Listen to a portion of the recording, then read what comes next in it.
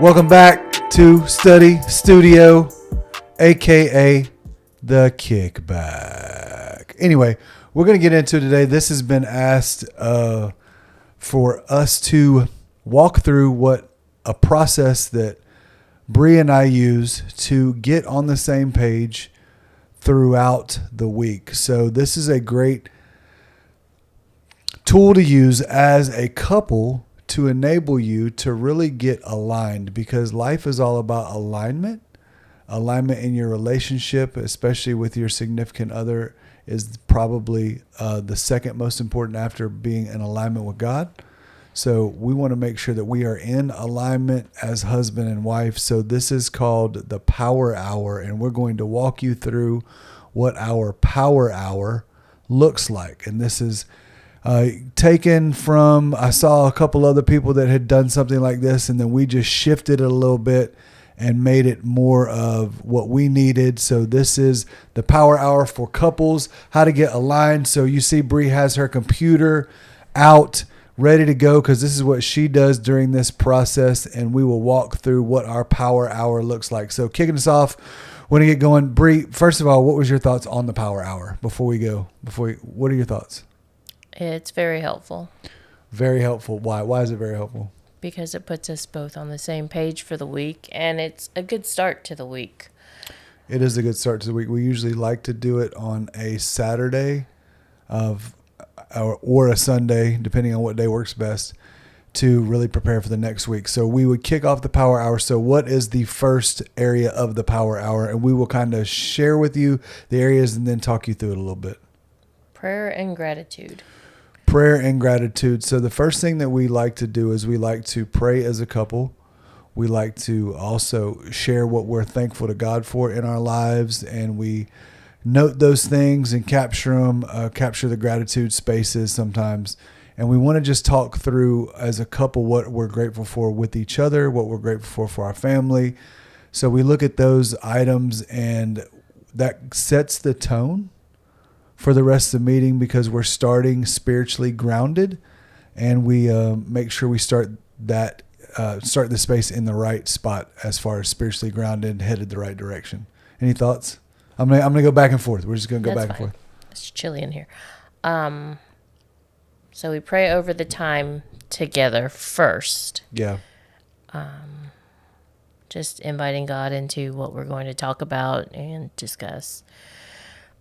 Then we reflect on the previous week. Do you need to turn this game off? No, I'm going to turn the game off. There's a game on the TV, and this is very important, but I do catch myself glancing up at the TV.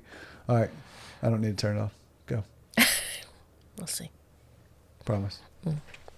So we'll just talk about what we're grateful for the last week, something we're grateful that each other did, or something with our family or at work.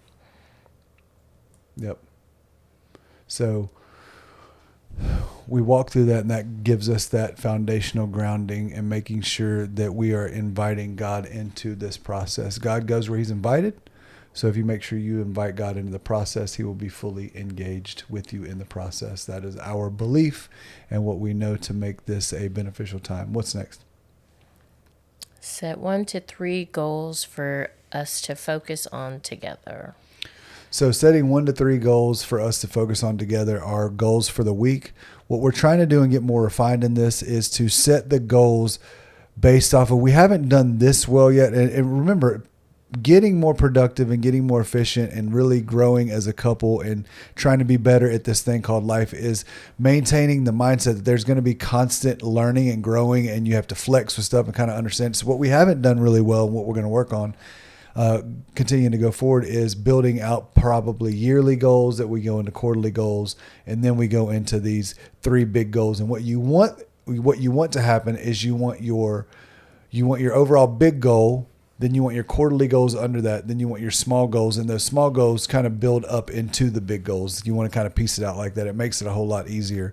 So we'll come up with 1 to 3 goals that we really want to work on for the week and see if we're aligned. If there's something on your to-do list, because we both have to-do lists. She might need me to do something off of her to-do list. We might have a couple's to-do list that we're working from, or something off my to-do list, whether it involves something business related, or I need her to ask or to set up a meeting or something like that. That's one of the goals that it could be. Hey, this is Study Studio. We got the dogs outside there barking at random people that walk by. This is life, raw and real. What's next? What is your thoughts on that? So the 3 goals. No, that was good. Your breakdown of the goals. It depends on, I think, the season or what we're in the middle of, Right. and what those goals look like. So they kind of just flex. Right. So we'll even add some stuff for this for the young couples out there and the soon to be married young couples. You have to have a vision for your marriage, where you want to go as a couple, and you build your goals around that. And then you build in, this is the weekly process that will help you attain those goals. You don't make it to your destination without a design and plan. So this is the design and plan for your family. So then you have those 3 goals, and what's next? Sorry, I scrolled too far. We have one document that we work from. So this document that she's scrolling through right now, it's one document that we use, and we check back in with the previous power hour to see where we're at and to see we're making sure. So you can see the consistency in where we're meeting our goals and meeting our plan, or you can see where we're struggling at. Do a quick finance review. So quick finance review is good because we pull up our accounts. Look, let's be real. Let's talk about that for a minute, just for a second. As a married couple, should you have 2 different accounts? Here she goes. She wants to say something that's for the people, but she wants to really say what she really believes right now. Should you have? It's really personal preference, but we have never had separate. She's so accounts. people focused. It's really personal preference, and I don't want to say anything that's going to make anybody angry. I believe that as a couple, you should have 1 bank account. Why do you believe that? I'm not opposing it. I'm just wondering why you believe that. Because every great relationship is built off of trust. And if there's ever any question where money is being spent at, that can break down trust. Also, when I was caught in trying to sneak a little alcohol every now and then, it made it a lot easier for you to see when I was stopping by the store. But it really does make it harder to throw a surprise birthday party. It does make that difficult, yes, to throw a surprise birthday party. It does make. So you're going to have to get creative. There's other ways to throw a surprise birthday party if you need money. So I just think that's my thought. I think as a couple coming together as one, you need to not have any ways where the enemy can sneak in and try to break down trust and try to divide you. So that's my thoughts. I have friends that have separate accounts. To each his own. I just think it's helpful to have 1 account. Plus, it puts your accounts in a single spot. And also, as you're working through this thing called life together, there's going to be one person that's more financially sound than the other person. And that person can learn from the one, and you can grow together and grow in your skill set in regards to managing money. All right? Yep. What else? When you say, I think we need to clarify this because we have several accounts, but 1 account you mean as in that's where your direct deposit, your pay, your salary, everything goes into? That's a great question and a great thought. Yes, we have 1 bank account. We can both see all the accounts, but okay. But where I've heard some people do it is they have separate accounts, and couples can't see each other's account. So your pay goes into your own account, my pay goes into my own account. Right, and then you operate from separate accounts. We have 1 overall account that all of the paychecks and everything go into, and then in that account we have multiple, like we have savings accounts, we have accounts for rental properties, we have accounts for we have our tithe account, Vacation. we have a vacation account, but at any given time, she can pull up her phone or computer and can look at all the accounts, and I can pull up my phone or computer and look at all the accounts. So the point of doing a quick finance review, Yeah. to get to the point of that, was is to just look over the budget and Yep. review where we may have spent too much or not enough, Yep. or to make sure that everything's getting paid, what our Right. financial priorities are for the week. Financial priorities matching up with the goals of your family and the vision of your family. We have a goal to buy property and to build a compound for our family on it. So all the kids will have their own houses, and it will be in one central location. So that is part of the goal. So as we're building towards this financial solvency, is that a good word? Solvency. As we're building towards that, we are learning what we need to put in place to make sure we make this dream of owning a compound a reality. So we're aligning our finances with the goal that we're trying to get to. What is next? Sync your schedules. Sync your schedules. And if you don't sync your schedules, you will sink your schedule. Anyway, that was good. Dad jokes. That was cute. Dad jokes.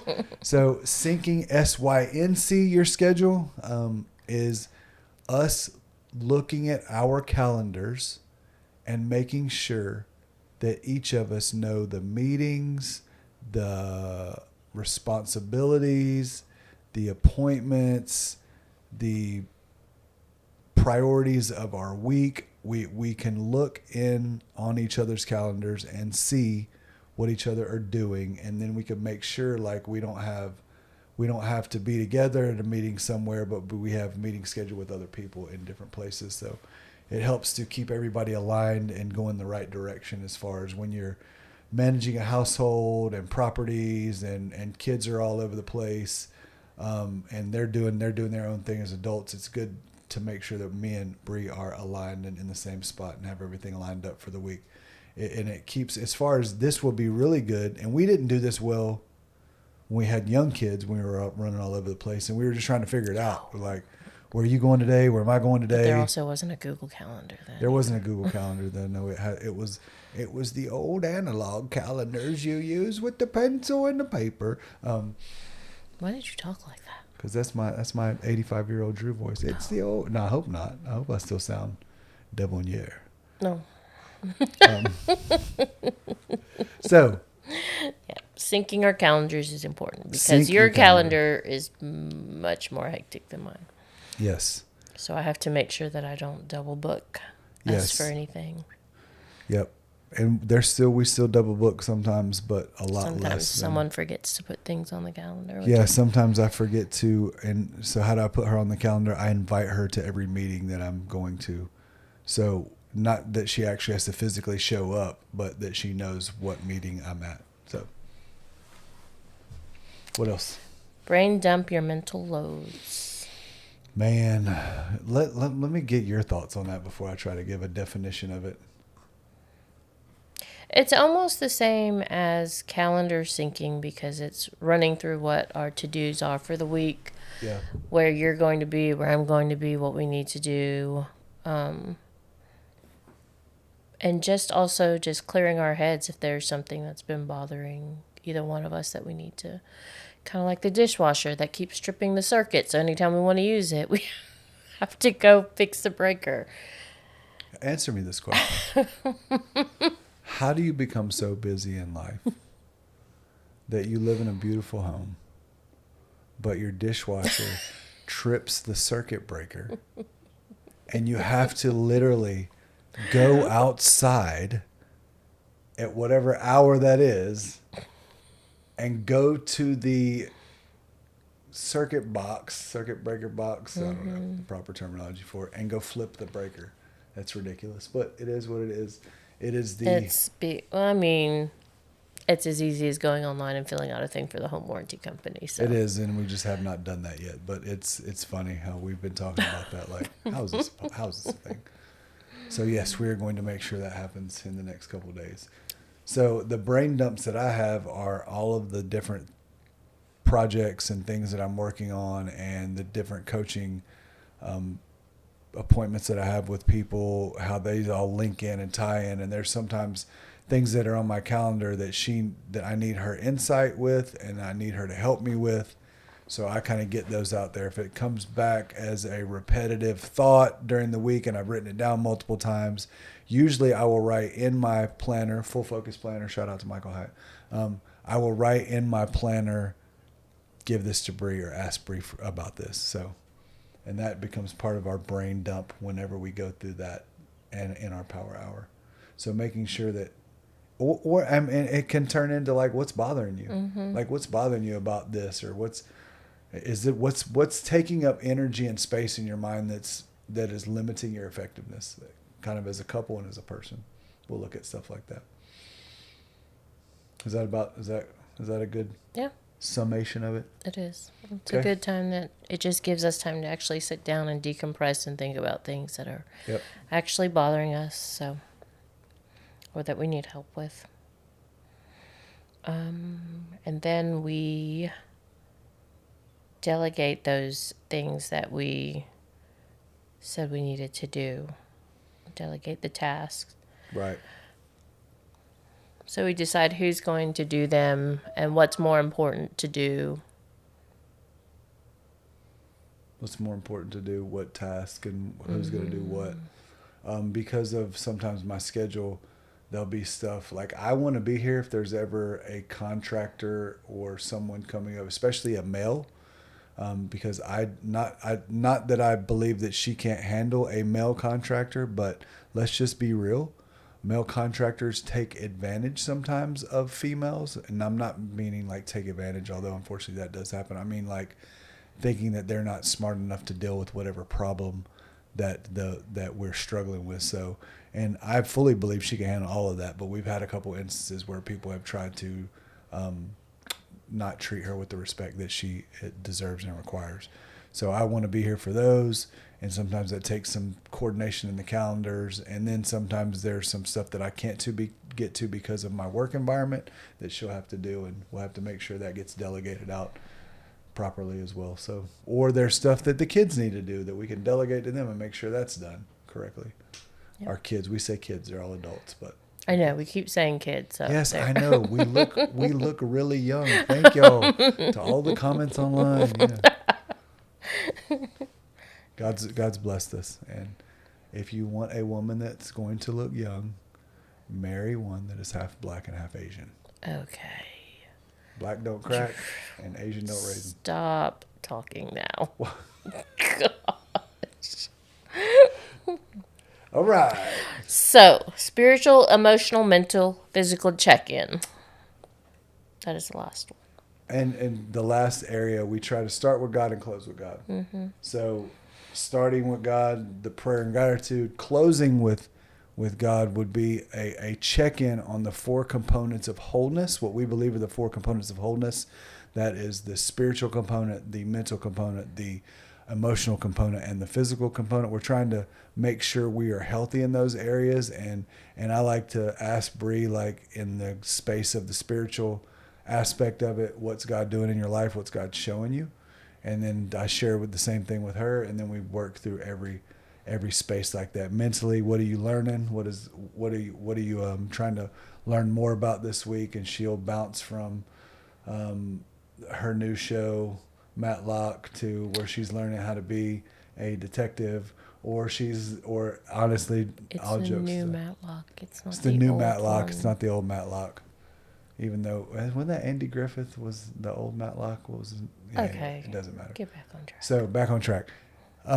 Or she's studying real estate. She'll dig into that. I'm always looking at different podcasts on human behavior and different things in the space that I operate in. So we're all learning something. So we check in with that.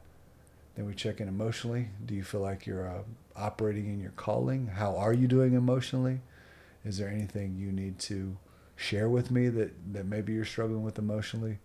And then lastly, the physical space is we look at like, are we eating right? Are we Are we getting enough rest? Are we exercising? Are we taking our vitamins?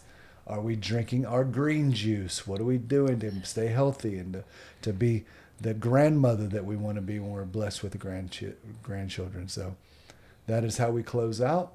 And that is the Power Hour from beginning to finish. Any closing thoughts or stuff you want to make sure we cover? Yeah, oh, she's got something. I think that since we've been asked about it, that everyone should realize that you can tailor it to yourself. Yeah. But it's also best if when you sit down and have these discussions, especially the last one, the spiritual, emotional, mental, physical, that you're truthful and honest about all of those areas with each other, because you can't help each other and you can't grow if you're just and it's just not effective to even do it if not. So Yeah. It's key.